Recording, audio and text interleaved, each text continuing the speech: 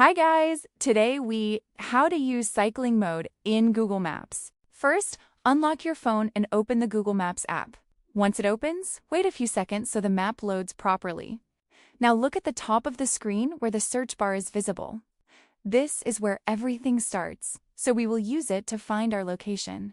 Now tap on the search bar at the top of the screen. Type the location you want to go to and select it from the list.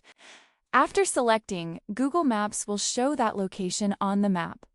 So now you have successfully found your destination. And honestly, this step is very simple, but very important for navigation. Now tap on the location you selected. You will see a directions button. Just click on it. This will open different route options for reaching your destination. Here, Google Maps prepares everything for your travel. So take a moment and wait for the route options to load. Now you will see different travel options like car, bus, walking, and bike. Look carefully and select the cycling mode bike icon. After selecting it, Google Maps will show cycling-friendly routes for you.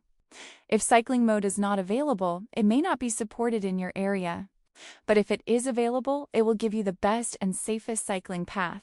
So guys, that's how you can easily use cycling mode in Google Maps. It helps you find the best routes for cycling with proper guidance.